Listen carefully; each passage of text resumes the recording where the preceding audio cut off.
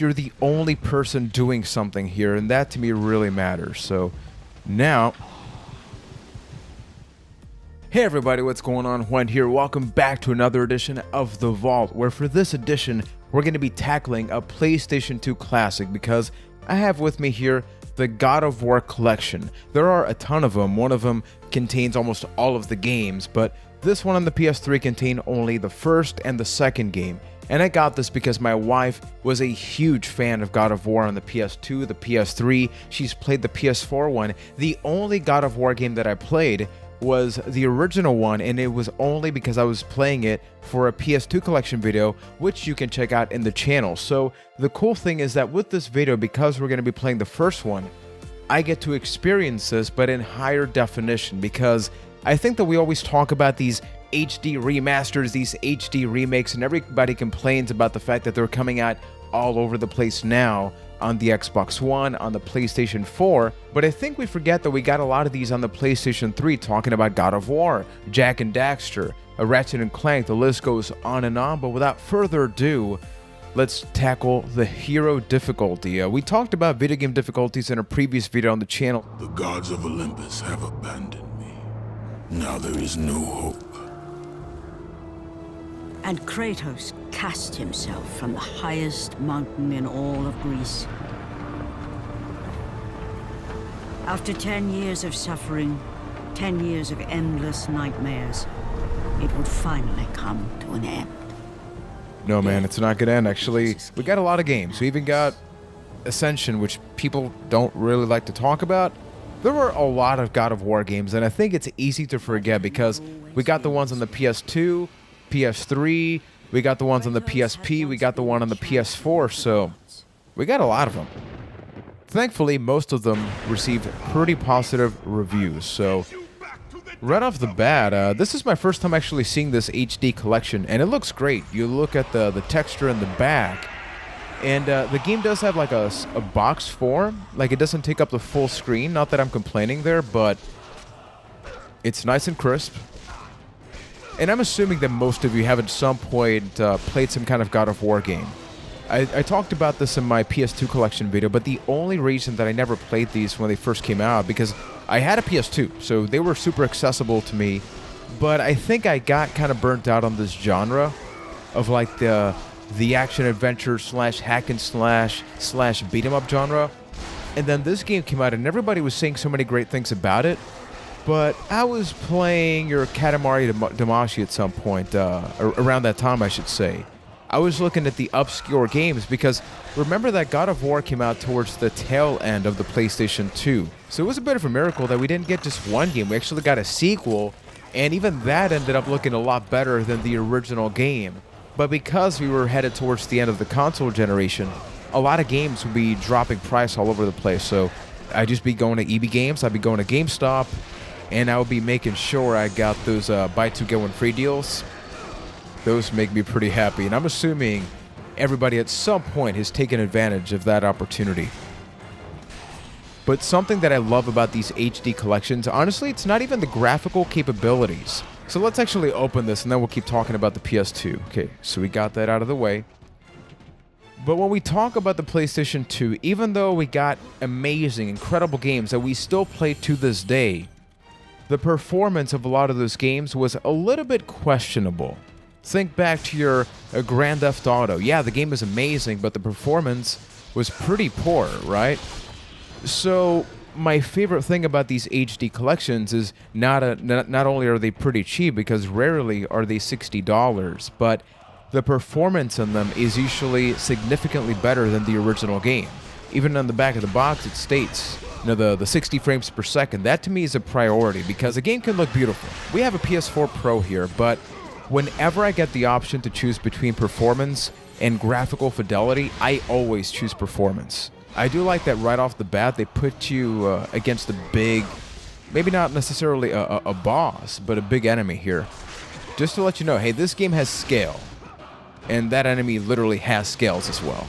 Oh, QuickTime events. This was one of the main selling points of the God of War games when they first came out, and it seems like afterwards every single game was like, hey, if you press buttons on screen, things happen. What if everything is like that? The cutscenes, almost every inch of the game really takes place like that. They sort of lost the reason why maybe this was important in the God of War games, because from what I've seen, it doesn't happen every single time. Although, one of my favorite PS3 games of all time is Asura's Wrath. So if you'd like me to play that at some point, because not everybody knows about it, I can definitely do it.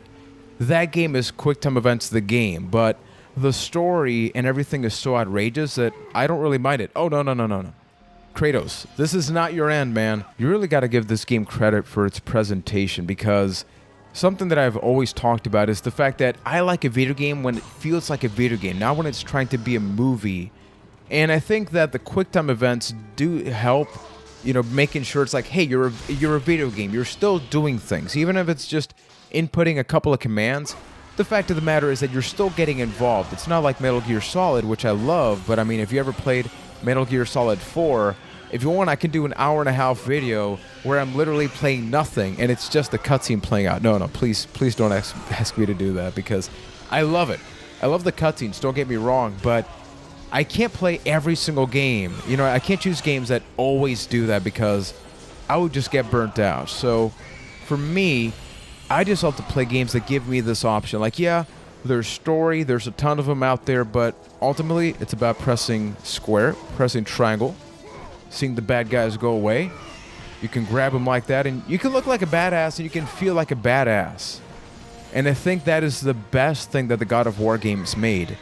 Whereas, yeah, maybe mechanically speaking, this game could have been made on the PS1, with a lot of downgrades, obviously, but I think because they saw that there's an opportunity for the game to look pretty good, all things considered, and you have the dialogue, I think that the voice of Kratos, that raspy voice, really sells the character. The fact that he's so upset, the fact that he looks like a human, but then he's got a different skin color, and then there's all the mythology or the story behind that. It's just like the perfect storm of things that really make you want to, okay, what's going to happen there? No, oh my goodness. Well, that guy's not going to see his family again. Oh, I thought I was done with you. Some of the enemies often come back, and that is often the case. And I downloaded Double Dragon Neon. I really should turn off the notifications. And I do have the full game, just I think a lot of people forget that something that happened with the PS3 is that even if you bought a game or you got it on PlayStation Plus, uh-oh, what's happening here? Mash. Got it, okay. Yeah, stay down, boy. But something that happened is that you would have to download the demo and then an unlock code, and that was always annoying because a lot of games, at least this happened to me, if you weren't connected online, it would act as if you had the demo. And even happened to me with a couple of games that I bought, not even talking about PlayStation Plus. I don't have a concrete example, but I remember like Pac-Man Super Turbo Championship Ultra HD 4K VR, whatever it's called. I had a problem with that game, kind of like that. But talking about the PS2, what are other really awesome hack and slash games that came out before God of War? Because I feel like we got a lot of them, and I think Rygar was another one that people talked about and enjoyed, and I think I played that. I don't know why, even though the gameplay is nothing like it. I'm reminded of Onimusha. Just when I think of PS2, I remember I did play that game growing up, and now we got that not remake. It's just like the old game put out a new things. Speaking of new things, like Turok is now on the Switch. Like, what is going on? 2019 is the craziest thing out there, right? This should be the last time we do this, because you gotta realize, Mr. Snake Monster thing, whatever. Every time that you do this, it just doesn't work. It doesn't work. I end up doing this, and then I go up in the air, and then I do this to you, and then everybody gets dirty. And look, you're gone. You're not dead, but you're gone. And looking at that health bar from the previous boss, I was immediately reminded by a video that GameSack did. That's easily one of my favorite YouTube channels of all time because their videos are always lengthy. I like channels with videos that do 15 minutes plus because I usually, have dinner or lunch when I'm watching those. And I should probably get back up here, but one of their video game pet peeves is whenever you have boss battles, if they don't have health bars, which I agree because I like that sense of I'm seeing that bar go down. And that makes me feel good. Except when I die, and then I'm reminded, hey, that bar is all the way up now again. You got to do that again. That's always another little thing I like in video games, where they really try to develop an atmosphere. Like right there in the background, Literally nothing is happening right now. They're just doing the motions, but you don't feel like you're the only person doing something here, and that to me really matters. So now, let's try this again without the dying part. Oh no, I don't like making decisions that make me anxious. So we're gonna go left, and I'm gonna hope. Whew. I'm assuming this is a save point. Oh, we got a cutscene now, which is always the friendly reminder of the fact that, hey, this is a game on the PS2, because even though we're playing the PS3 HD collection, a lot of these cutscenes are pre-rendered, so this is just a video file that's being played. And a lot of times, people often forget, they ask themselves, how come there's a lot more animation in this cutscene? The mouth, everything is moving a lot more. It's like, well, that's not in-game. That's just being captured, and that guy is very, very dead. He did not take an arrow to the knee, though. Step into the glowing light and press R2 to save the game. Another favorite thing about HD collections, this was a game on the PS2. And I have no doubt that it took a lot of space on the memory card. And I'm so happy that we're past that. As nostalgic and neat as it would be to talk about memory cards and having those, I'm very happy we are no longer in that part of our lives. I think I'm good. I think I'm good without that. And now we play the dodging game. I'm assuming I can be behind it. I should be okay. Uh-oh. Okay, Kratos, you gotta work out. You clearly skipped leg day.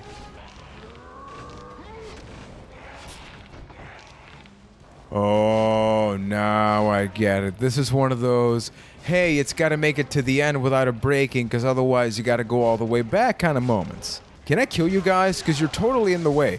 Oh my goodness, I just killed them. These are the part in games where I get really anxious, because I get so desperate at the fact that I have the possibility of failing and having to start over. I have a relatively short attention span for playing games. That's why my ideal length for a game is anywhere between, I want to say maybe 8 to 15 hours, just because if you're not great at the game, you're not dedicating 40 hours to it. RPGs are a different story, because when you're getting into an RPG, you know what you're getting into, right? We're almost there. We are almost there. If you break this, I will do nothing but start the mission over, because I got no option really. But I feel like this is gonna be our goal. This is gonna be the thing that we do. It's like we're gonna be super proud of the fact that yes, we finally did this, and now I get to kill all of you. You guys have been annoying me for the past I don't know how long, and it's time for a little bit of payback. Ladies and gentlemen, we have gotten rid of the enemy that has been annoying us for quite some time. But overall, I gotta say I feel really good about playing this game, because it holds up surprisingly well, especially the mechanics. I think that even if you put a fresh coat of paint in this game, which they just made it a little bit cleaner, the gameplay's still the same, right? And the gameplay definitely holds up. And not only does it hold up, because I feel when you say that, you're kind of saying like, well, at bare minimum, it's tolerable, I feel like it is completely serviceable. It holds up in 2019. And I think that we can definitely do with more games that follow this. I know that some people maybe did not love the fact that the original one on the PS4, because they got rid of numbers. It's just God of War. So apparently this game never existed. But I know it was a controversial opinion when they decided to change it. I think that's for the better. I think that a video game can venture away from the genre or the traditions that we got used to. And we can just port the mechanics of what we loved into maybe a new franchise, a new story. Because otherwise, it's like, it's the same story, it's similar gameplay, and it gets stale after a while. And for that, maybe just give me a game at a higher difficulty or something, but buying another game at $60 that is just the same thing, maybe like a new element in the story, maybe you add a couple of new mechanics, but add a fresh coat of paint, change the characters, but keep the gameplay. And I think a lot more companies should definitely be doing that. So something I'd like to ask you now is, this game holds up from the mechanical standpoint, which I just mentioned. Which other PlayStation 2 games do you think hold up like that? Or maybe any game in particular, talking about PS2 and back? I think that especially, and I mean, I did a video about The Fifth Element on the PS1, and that game, the only thing that holds up is the fact that the jewel case of the disc holds up. Like, it structurally holds up, because There ain't nothing great about that game, believe me. But I think I'm going to leave it here, folks, because I just wanted to give you a taste of what God of War looks like in the PS3 HD collection, remastered in high definition. If you would like me to play more of this game, maybe in a future video, a future stream, I stream sporadically in the channel, so you definitely want to hit that subscribe button, hit the notifications bell, and then go to the comment section of this video and let's have a conversation. Talk to me about God of War, talk to me about PS2, because the PlayStation 2 is a magical console, easily one of my favorite ones of all time. So does God of War 1 hold up in 2019? Without a doubt, ladies and gentlemen, the answer is most definitely yes. So thank you for watching, and never forget that this video has concluded, but the epic journey most definitely continues. So thank you for watching, gang. Take care. No, seriously, this is so good. Like, the gameplay just holds up so damn well. I really do think it's time that I finish playing God of War 1. Even if I don't beat the other ones or something, I think contextually, I have a personal responsibility as a gamer to complete this game.